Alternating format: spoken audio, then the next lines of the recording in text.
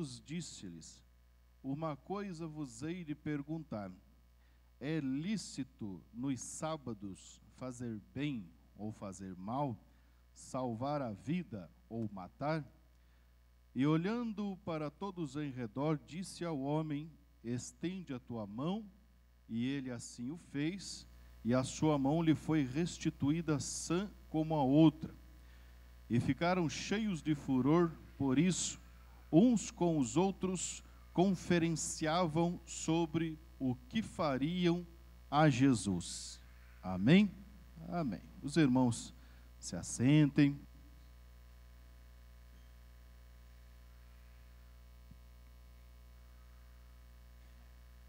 Lucas capítulo 6, já desde o versículo 1, Lucas vai levantar a questão do modo como o Senhor Jesus tratava algumas coisas do Antigo Testamento.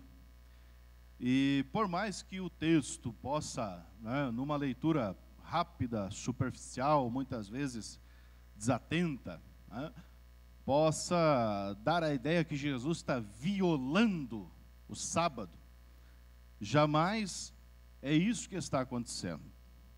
Porque o que Jesus está fazendo aqui é muito mais profundo. Veja bem, meus irmãos, que quando nós falamos de pregar o Evangelho, para alguns talvez possa parecer já uma coisa desgastada, cansativa, uma coisa monótona, mas a pregação do Evangelho produz efeito nas pessoas. As pessoas, por meio da ação, da instrumentalidade do Espírito Santo, as pessoas vão se abrir, Deus vai trabalhar no coração delas. E quando se fala do Evangelho, o Evangelho é basicamente confrontador, porque ele exige das pessoas arrependimento, ele exige das pessoas conversão. Evidente que quem opera todo esse processo é o Espírito Santo. Porém, quando nós trabalhamos com a reordenação da vida das pessoas, isso vai suscitar muita inimizade, muita mesmo. Vai suscitar muita resistência por parte das próprias pessoas, porque ninguém quer ser mudado. Ninguém quer ser mudado. As pessoas, por mais que elas digam assim: nossa, como é bom a gente escutar a verdade, eu amo a verdade. Isso é mentira, irmão. Por que é mentira? Porque ninguém gosta de ter alguém próximo dizendo o que está errado na vida daquela pessoa. As pessoas odeiam ser criticadas, irmão. As pessoas odeiam que alguém diga para elas que tem alguma coisa errada na vida delas. As pessoas não gostam disso. A diferença, tinha um pastor meu que falava assim, que a diferença do carneiro e o bode é que a ovelha, quando foi levada muda ao matadouro, como diz lá o Antigo Testamento, o bode não, irmão. O bode dá cabeçada para tudo quanto é canto. Muitas pessoas não aceitam repreensão nenhuma. Dizem que amam a verdade, que gostam. No final das contas, a gente vai ver que as pessoas estão muito apegadas a certas coisas. E quando a gente entra em certos assuntos, essas pessoas se enchem de fúria. Aí você vê que esse negócio, não, eu amo a verdade, eu gosto da verdade. João Batista foi morto porque falou a verdade. Jesus foi crucificado porque falou a verdade, porque exigiu das pessoas conversão. Está entendendo onde estou querendo chegar? Então, quando se trabalha com essa ideia de reordenação da vida das pessoas, isso é evidente que vai suscitar estresse, cansaço, vai dar muita dor de cabeça, porque não é um trabalho fácil, não é uma coisa simples. Lidar com pessoas não é uma coisa simples. E eu sempre digo que aquele que serve a Deus, principalmente aquele que exerce o ministério, seja ele qual for, ele sempre vai ter inimigos e amigos, ou seja, alguns vão amá-lo e outros vão odiá-lo, exatamente pelo mesmo motivo. Mesmo motivo. Você vai ver lá aquela parábola do semeador, onde ele sai, é o mesmo semeador, com a mesma bolsa, com as mesmas sementes, que caem em solos diferentes. Aí você vê a reação de cada solo. Então, é a mesma pregação, é o mesmo pregador, é o mesmo evangelho, é o mesmo Deus, o mesmo Espírito Santo, só que causa nas pessoas uma reação muito diferente. Muito diferente. Isso não depende de Deus, isso depende das pessoas. Entendeu? O mesmo sol, né, como dizem por aí, que endurece o barro é aquele que derrete a cera. A mesma coisa produz reações diferentes dependendo do seu alvo. O Senhor Jesus, ele está tratando, ele sendo Deus, ele sabe verdadeiramente qual é o significado dos mandamentos do Antigo Testamento. Então ele sabe até que ponto aquilo é vontade de Deus, e ele sabe qual é o limite do que seriam tradições humanas. Então, até certo ponto, é lei, é vontade de Deus, é mandamento. Passou dali, tradições humanas. Então, o Senhor Jesus sabia bem essa diferença. O problema é que os líderes judeus não sabiam. Porque Deus deu a eles a lei, a chamada Torá, né? Gênesis, Êxodo, Levítico, Números, Deuteronômio. Deus deu a eles esses livros para que eles pautassem a sua vida, ou seja, regrassem a sua vida nisso. E ao invés de buscar entender, eles começaram a criar, meus irmãos, tanta tradição, tanto costume, tanto hábito, tanta coisinha em cima dessas leis e mandamentos de Deus, que ficou, vamos falar bem a verdade, ficou insuportável buscar a salvação. Ficou insuportável. Tem alguns volumes do Antigo Testamento, da história rabínica, tem o Talmud, que é um livro bom, tem a chamada Halaká. A Halaká é a palavrinha que Jesus usa para tradições, né? A palavra tradição é o que os judeus chamam de Halaká. O que é a tradição? A tradição são as interpretações que os líderes judeus tinham da lei. Só que você vai ver a lei e vai ver as interpretações deles, a chamada Halaká, que são volumes grossos assim. Você vai ver que a lei não ensina você como amarrar o teu calçado, por exemplo. Entendeu? A Halaká ensina.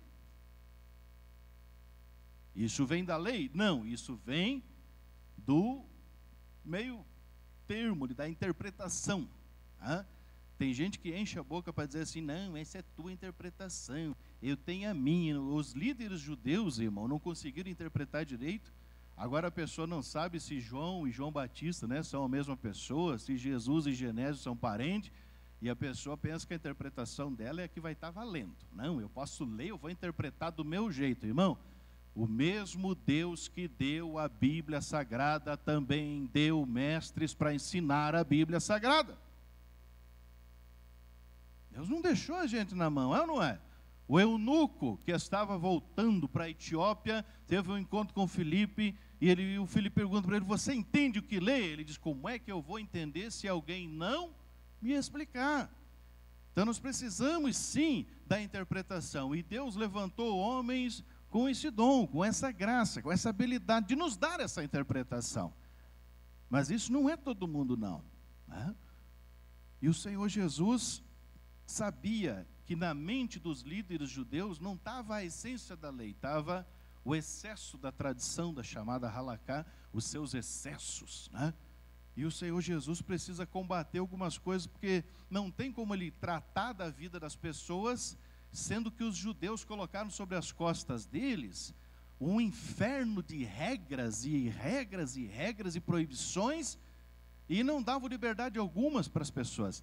Todo mundo que vai pregar aquele texto de Mateus capítulo 11, eu já vi gente pregar dizendo que aquilo é uma canga, né? Até porque o jugo no Antigo Testamento é canga de fato, só que não naquele texto. Em Mateus capítulo 11, o Senhor Jesus está dizendo assim, vinde a mim todos vós que estáis cansados e oprimidos, eu vos aliviarei, tomai sobre vós o meu jugo, e aprendei de mim que sou manso e humilde de coração, porque o meu jugo é suave e o meu fardo é leve. Do que ele está falando? Ele está falando do jugo de doutrina. Lá em Mateus capítulo 23, quando ele está brigando com os fariseus, ele diz para eles que eles colocam jugos, fardos sobre as costas das pessoas, e obrigam essas pessoas a carregar, e eles não ajudam com um dedo. Então os responsáveis por sobrecarregar a lei e a vida das pessoas de tradições, eram os líderes judeus, eram os fariseus, saduceus, escribas, herodianos, eram os mestres da lei, era esse povo que cada um queria impor nas pessoas aquilo que eles julgavam ser correto, e não se sujeitavam de fato à essência da lei.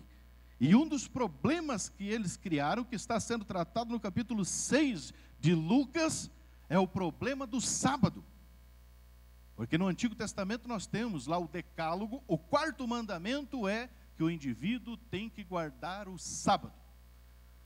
No Evangelho segundo Marcos, o Senhor Jesus vai dizer assim que o sábado foi criado para o homem, e não o homem para o sábado. Qualquer um com alguns neurônios funcionando entende que o homem é maior que o sábado.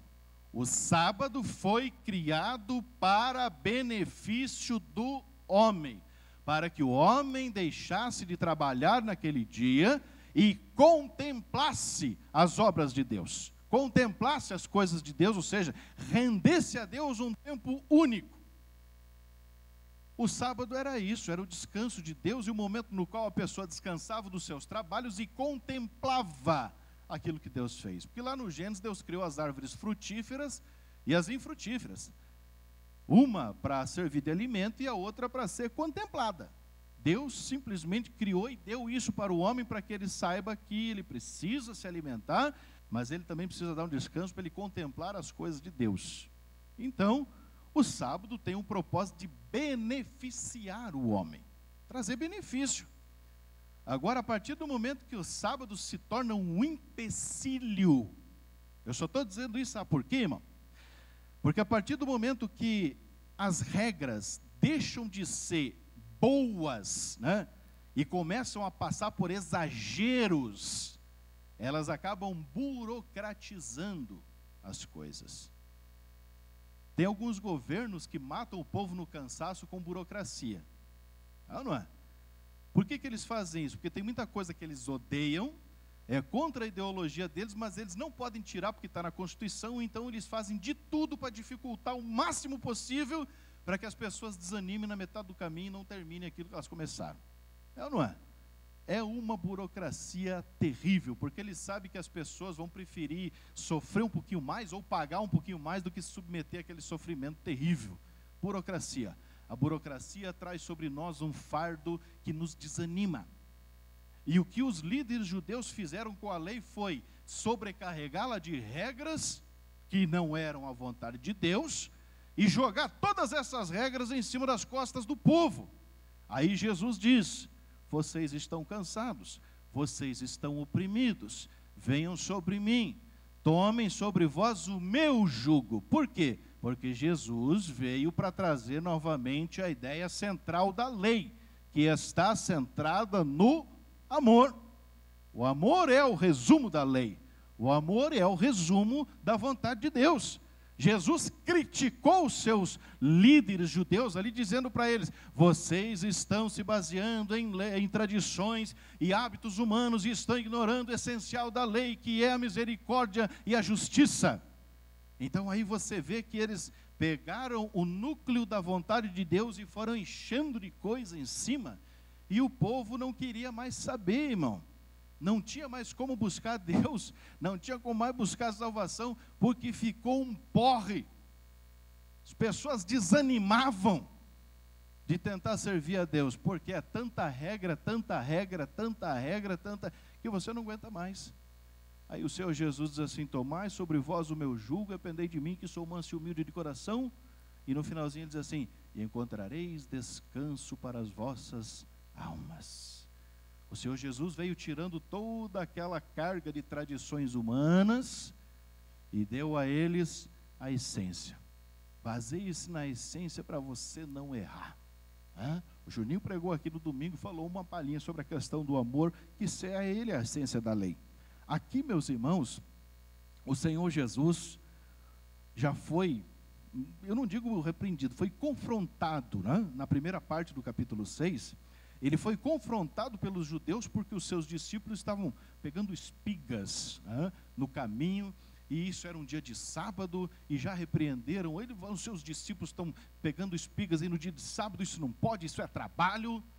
E o Senhor Jesus aí citou a história de Davi, né? Que no dia de sábado entrou no templo e comeu dos pães da proposição, e também deu aos seus soldados, e isso não foi considerado uma violação. Então o Senhor Jesus está dizendo assim que eles não estavam entendendo realmente para que servia o sábado. Eu já quero deixar claro para todos os irmãos, né, talvez não dê tempo de falar disso no final, que nós não guardamos o sábado porque o Senhor Jesus deu o sábado, como eu falei, para nosso benefício, não para nos escravizar. Né? E vocês vão ver aqui na pergunta do Senhor Jesus, que ele diz assim, ó, é lícito no sábado salvar ou matar, fazer o bem ou fazer o mal? Você pode ver que ele coloca duas coisas extremamente antagônicas, uma contra a outra. Porque ou você salva ou você mata. Ou você faz o bem ou você faz o mal. Não existe o meio termo, está entendendo? O Senhor Jesus confronta essas duas coisas porque não existe o meio termo. Não existe salvar pela metade. Não. Jesus diz, quem não está comigo, está contra mim. Não existe o meio termo. Não existe o meio crente, o meio salvo, o meio santo. Não. Ou você está com Jesus, ou você está contra Jesus. Ou você faz o bem, ou você faz o mal. Ah, mas se eu não quiser fazer o bem, mas também não fazer o mal, deixar de fazer o bem é fazer o mal. Está entendendo? Tiago capítulo 4, verso 17. Todo aquele que sabe fazer o bem e não faz, comete pecado. Não fazer o bem é fazer o mal. Então, ou você faz uma coisa ou faz outra. Né? Ele não coloca uma terceira opção, meio termo, não deixa essa opção para ninguém. Nós não guardamos o sábado, mas nós guardamos o sentido do sábado. Porque nós não vamos, para nós não é liberado fazer o mal 7 dias e no 7º fazer o bem. Para nós não é liberado, meu irmão, fazer a seleção entre esse dia é santo, esse dia eu não posso fazer isso, eu não posso fazer aquilo, mas nos outros dias não tem problema. No livro de Gálatas, na epístola de Paulo aos Gálatas, ele deixa claro que algumas pessoas, para elas, tem um dia que é mais santo que o outro, que é mais importante que o outro. Para nós não, irmão. Os dias são todos iguais. Só que a nós é dada a essência do sábado, que é para nosso benefício, e é sim um dia para fazer o bem. Porque nós não esperamos até o outro dia para fazer o bem. Se nós podemos fazer o bem hoje, nós fazemos hoje. Nós não vamos regrar um dia por ele ser mais santo, menos santo, porque guardava ou porque deixava de guardar. Porque o Senhor Jesus está jogando isso na cara dos judeus. Os judeus estão pensando que se cair alguém, a própria Halakha falava que você só pode fazer o bem no dia de sábado se for por risco de vida. Só se o indivíduo estiver realmente morrendo e não tem outra opção, aí sim você pode ajudar essa pessoa no dia de sábado. Senão não. A Halakha previa isso. Só que a Halakha falava assim que se alguém quebrasse uma perna, por exemplo, que fosse uma fratura, mas não fosse risco de morte, você não podia sequer enfaixar a fratura do indivíduo, porque isso era considerado esforço, trabalho, e você estaria violando o sábado. Então você deixa a pessoa agonizando até terminar o sábado, quando terminar o sábado, Deus vai lá e enfaixa a pessoa. Você está entendendo como, quando você tenta lançar uma interpretação para saber exatamente o que é para fazer, você acaba complicando as coisas? É melhor entender a lei pela sua essência. O Senhor Jesus, agora no segundo, né, alguns dizem que é o mesmo sábado, alguns dizem que é outro sábado. No verso 6 diz assim, ó, e aconteceu também, noutro sábado, que o Senhor Jesus entrou na sinagoga e estava ali ensinando. Você já viu que Jesus já fez pouco da tradição deles. Né? E alguém vai acusar Jesus assim, olha, os seus discípulos não estão guardando a tradição dos anciãos. E Deus lá tem compromisso com a tradição de anciãos, irmão. E Deus lá revelou tradição de anciãos para alguém? Deus revelou a lei e a sua essência. Deus tem compromisso com a sua lei. Deus vai julgar segundo a sua lei, segundo o que Ele falou. Tá? Deus não vai cobrar as pessoas, nem jogar ninguém no inferno segundo o meu critério. Não é eu que decido quem vai para o céu e quem vai para o inferno, segundo o meu bom gosto. O céu é de Deus e Ele já disse o tipo de pessoa que Ele aceita lá. Então Deus vai analisar as coisas segundo o critério que Ele estabeleceu. Deus não tem compromisso nenhum com tradição. Mas a tradição dos anciãos, o problema é dos anciãos. Deus tem compromisso com a sua lei, com o seu evangelho. É segundo isso que Deus vai cobrar, é segundo isso que Deus cobra, que Deus trabalha. E aqui, o Senhor Jesus, no sábado, na sinagoga, a Bíblia diz que está ali presente, né? Lá no verso de número 6, o Senhor Jesus entra na sinagoga e estava ensinando. O texto diz que havia ali um homem que tinha uma das suas mãos mirradas. É uma atrofia, né? Tem alguns textos que dizem aleijada. Aleijada é uma palavra forte para isso. Era uma mão seca, né? Sabe quando não desenvolve, aí fica sequinho, fica fraquinho. Então, a mão desse homem era assim. Lucas, por ser mais detalhista, ele fala que era a mão direita. Mateus já omite esse detalhe, mas nada, digamos assim, nada altera o significado aqui. E você vai ver mais adiante que Jesus vai curar esse homem. Então, ele está ensinando. Veja bem que negócio interessante. Porque hoje em dia as pessoas têm que fazer um culto assim, chamado explosão de milagres. Para alguém vir pensando que vai ser curado. Não, vamos fazer aqui o corredor de fogo. Né? Aí as pessoas vêm para ser curadas. As pessoas talvez estão pensando que ninguém pode ser curado numa escola bíblica dominical, que ninguém pode ser curado num culto de ensino. Eles esquecem, meu irmão, que com Deus não existe esse negócio místico, né? De vamos marcar o dia e a hora e Deus vai operar. Né? Não, Deus opera do modo que Ele quiser. Se for numa escola bíblica dominical, se for na reunião do ciclo de oração, se for lá no curso de teologia e Deus quiser curar alguém, Ele vai curar, irmão. É ou não é? Jesus está ensinando, o homem se manifestou ali e Jesus curou ele. Então não vai, eu pensei que hoje era culto de cura, irmão. Eu vim para ser curado, pensei que hoje era culto de cura. E onde é que existe esse negócio de culto de cura, irmão? Se está ensinando, se está pregando, Deus está presente. Se Deus quiser curar, Ele vai curar. Se Deus quiser que você volte para casa sem o caroço, sem o sangramento, sem a dor no corpo, sem aquela doença, se Deus quiser, você vai voltar sem. É ou não é? Ou a gente tem que marcar um culto da roda de fogo para Deus operar? Não.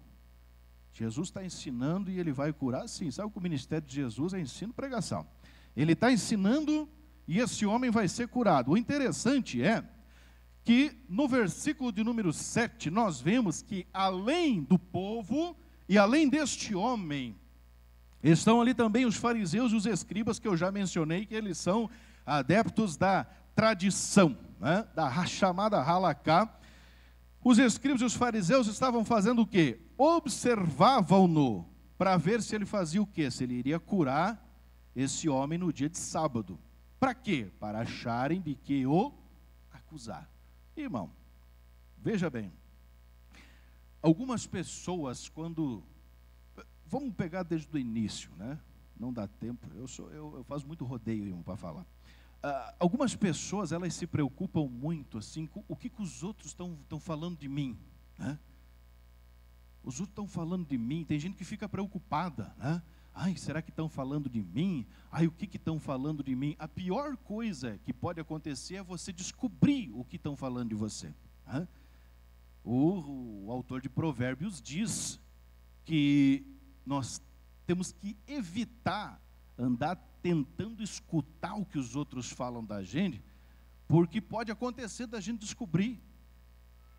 E o que é o problema disso? O problema é que a gente vai se encher de ira, porque eu já falei no início que ninguém gosta de ser criticado, né? E uma coisa menos grave, mas não tão menos assim, é que quando nós sabemos o que as pessoas não gostam na gente, a gente tenta mudar para agradar aquela pessoa. É ou não é? Ah, irmão, seria bom se o irmão se corrigisse nisso, se o irmão se corrigisse naquilo. Seria tão bom, irmão. Mas vai aquele bordão que todo mundo sabe, de cor e salteado. Nem Jesus agradou todo mundo, irmão. Não é? Nem Jesus agradou todo mundo. Então é triste a gente querer saber o que as pessoas falam e pensam da gente, porque a gente vai querer mudar para ficar agradando essas pessoas, e a gente agrada um e desagrada o outro. E a pessoa que vive para agradar as outras pessoas, irmão, ela não vai muito longe sem precisar de um psiquiatra. Não vai. Porque você não vai conseguir agradar as pessoas. Você vai agradar um e vai desagradar o outro. Então é triste isso. E aí algumas pessoas ficam preocupadas. Eu não posso fazer isso porque fulano não gosta de mim. Não posso falar aquilo porque o ciclano não gosta de mim. Você tem que parar de se preocupar com isso. Há algumas pessoas que eu vou falar a verdade, a opinião dessas pessoas importa. Mas a maioria não, irmão. A maioria pode comer opinião com farofa e linguiça que a gente não está nem aí. Tem algumas pessoas que a gente se importa com a opinião delas, que são pessoas de Deus, que se falar, e vale a pena a gente pensar um pouquinho. Agora, não é todo mundo, não. Não. E tem gente que vai tentar se corrigir, porque eu sei que não gostam de mim, que, irmão, quem dera a gente pudesse agradar todas as pessoas. Se quer ver um negócio triste, triste, triste, triste, triste. Quem conhece a teologia pentecostal, a parte da escatologia pentecostal, sabe que vai ser mais ou menos assim: o anticristo se manifesta, a igreja vai ser arrebatada e vai começar o período da grande tribulação. 3 anos e meio de paz, 3 anos e meio de guerra. O Senhor Jesus retorna e vai reinar nessa terra por 1000 anos. Durante esses 1000 anos o diabo vai estar amarrado. Jesus vai reinar nesse planeta literalmente em pessoa. Pessoa. Ele vai estar pessoalmente. Quem quiser ver ele, é só ir lá que vai ver ele. Depois de 1000 anos, encerrando esse período do milênio, a Bíblia diz que o diabo vai ser solto, vai sair e vai convencer muitas pessoas a se unir com ele para lutar contra Jesus. Tem o que agrade esse povo, irmão? Nem o Egito suporta tanta praga. Não tem como agradar essas pessoas. Não tem como aguentar. Se a gente ficar pensando em agradar, você vai perder tempo, irmão. Não faz isso. Não tente. Tem algumas pessoas que merecem ser agradadas, né? Mas a maioria não. Vamos falar a verdade. E o Senhor Jesus, Ele sabe que ali aonde Ele vai falar, tem pessoas que não gostam dEle. Porque Ele sabe, o Senhor Jesus é onisciente, Ele sabe que ali tem pessoas que estão pensando ou procurando uma ocasião para acusá-lo. Veja bem no verso 7, ele diz: eles estavam observando ele, eram os opositores já declarados, que estavam ali contra ele, se declarando contra ele, buscando uma ocasião para o acusarem. Elias, quando ficou sabendo que Jezabel deu a ele a sentença de morte, como diz aquele ditado, colocou o rabinho entre as pernas e correu.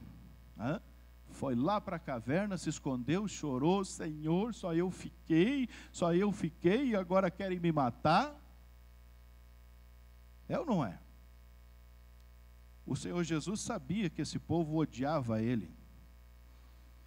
Mesmo a gente sabendo que as pessoas não vão dar atenção, mesmo a gente sabendo que tem gente que não gosta da gente, como eu falei, vão amar e odiar pelo mesmo motivo, que o motivo é o mesmo. A gente tem um compromisso com Deus de falar a verdade. O Senhor Jesus sabe que ali tem pessoas que precisam dEle, e sabe que ali tem pessoas que odeiam Ele. E Ele vai fazer exatamente a mesma coisa. Você acha que Ele vai ficar intimidado? Você acha que Ele vai desistir? O João Batista, irmão, ele perdeu a cabeça, eu falei anteriormente. Mas ele não perdeu a cabeça porque ficou dizendo para as pessoas assim: não, Deus é com você, irmão. Faz o que você quiser, que você sentir no teu coração. Deus aprova. Aprova nada. Ele foi preso, foi condenado, cortaram a cabeça porque ele estava dizendo para o povo se arrepender. Estava dizendo para o rei: essa mulher não é tua, é do teu irmão, devolve essa mulher. E daí o povo foi se atentando e cortaram a cabeça dele. Está entendendo, irmão? Essa era a exigência. Então, mesmo ele sabendo que tinha gente que não gostava dele, isso deixou ele intimidado? Não. Ele foi lá e falou o que Deus tinha mandado falar. No verso de número 8, Jesus, já sabendo do seu público, veja bem, verso 8: mas ele bem conhecia os seus pensamentos. E disse ao homem que tinha a mão mirrada: levanta-te e fica de pé no meio. E levantando-se ele ficou em pé. Aqui a gente vê, meu irmão, que esse povo, veja bem, a gente falou anteriormente sobre o amor. O que é o amor? Tem pessoas que se perguntam assim, o que é o amor, irmão? Porque, vamos falar a verdade, tem gente que aprendeu o que é o amor com o Fantástico, assistindo as novelas da Globo. Tem gente que a única definição de amor que ela conhece é aquele lá, de um barbado beijando o outro. Tem muita gente que preconceito, ódio, né? Esses conceitos assim, que estão bem em voga aí, ele sabe o significado porque aprendeu com a Rede Globo. Ele não vai ler a Bíblia. Porque tem pessoa que fica dizendo assim, não tem problema um homem beijar o outro. Isso é amor, irmão. E como o Juninho falou no domingo, essas pessoas, irmão, do mundo, estão querendo pregar para a gente, ensinar para a gente o que é o amor. Faça-me um favor, né, irmão? Não. Tem que comer muita farinha ainda. Irmão, a definição bíblica de amor é um compromisso que você assume em cuidado com o próximo. Ame o teu próximo como a ti mesmo, porque quem se ama se cuida, quem ama o seu corpo, cuida do seu corpo e assim cuida do próximo do mesmo modo que cuida de si. O casamento é uma boa relação, uma boa experiência para você exercer o amor ao próximo. Você coloca o bem-estar das pessoas antes do seu. Aí você vê que você está se dedicando por alguém. Então é bom para a experiência também. Para a gente poder entender como que a gente vai tratar os outros também. O amor é isso, é uma dedicação de cuidado ao próximo. Quem ama, cuida. O Senhor Jesus diz assim, não há amor maior do que esse, o de dar a vida pelos seus amigos. Se você ama, você cuida. Se você ama, você protege. Isso é amor. Amor não é dois barbados se beijando, irmão. Isso é perversão. Não é bíblico. Não é a vontade de Deus. Então, as pessoas, meu irmão, têm essa mente deturpada e querem ensinar para a gente como fazer as coisas. Os fariseus que odeiam Jesus estão ali com o demônio até por debaixo do cabelo, esperando uma ocasião de pegar Jesus, porque o texto no finalzinho vai dizer que eles ficaram cheios de furor, de ódio, de raiva, eles queriam matar Jesus. Eles vinham, olha bem, para o culto, na sinagoga, cheio de ódio, de furor, de raiva, para matar Jesus. E o Senhor Jesus veio ali para ensinar, e aquele homem veio ali para ser curado. Se esses fariseus tivessem amor e soubessem o que é o amor, eles não estavam querendo matar Jesus, eles estariam querendo cuidar daquele rapazinho que chegou ali com a mão direita atrofiada, não podia trabalhar, não podia sustentar a família. Ou seja, esse homem não tinha vida. 90% das pessoas do planeta são destras. A mão direita é a mais forte. Se você é destro e a sua mão direita é a que você mais usa, quando ela fica atrofiada, você fica todo desengonçado. Esse homem não tinha vida. Se eles tivessem algum amor, se eles entendessem um pouquinho de amor, eles teriam cuidado desse rapaz e não iam lá para matar Jesus. Parece aquele culto do Antigo Testamento de Eucana com as suas duas mulheres, né? As mulheres se matando, uma infernizando a vida da outra, e todo mundo bonito no culto, prestando culto a Deus, né? Que coisa maravilhosa, que culto, né? Sangue de Jesus, irmão. Vamos ficar de pé, meus irmãos, o horário foi embora, não dá para seguir. Eu agradeço a oportunidade.